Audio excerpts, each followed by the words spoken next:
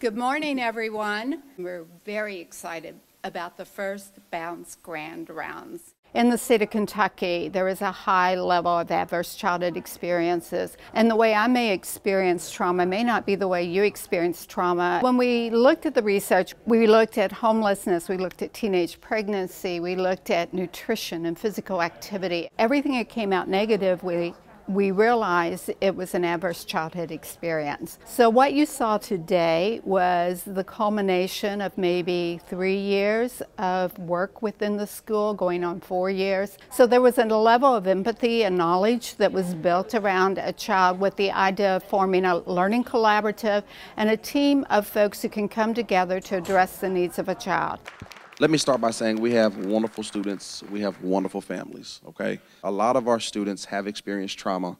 A lot of our students have high number of ACEs. As principal of Englehart Elementary School, my staff has had the privilege of working with the Bounce Coalition for the past 2 years. Our staff is receiving a lot of training on trauma-informed care, and we have a number of students that have experienced trauma and have, high number of ACEs or adverse childhood experiences. It's hard at times for us to understand as educators why these behaviors are taking place. Through the Bounce program, through this trauma-informed care, we're really coming to an understanding of how students that have experienced trauma, how those behaviors exhibit themselves, as well as best practices for how we respond to all students, not just students that have experienced trauma. We can't always assume that the child who is exhibiting physical, acting out, as we would say, behaviors, is the only child who's hurting in the classroom.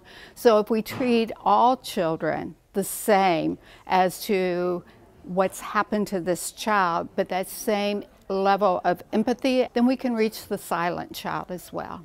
I can listen to someone, I can be non-judgmental to someone and tell someone, I believe in you, I'm available, I'm here for you. So let's start today building resilience in children so they have a healthy, happy, successful future.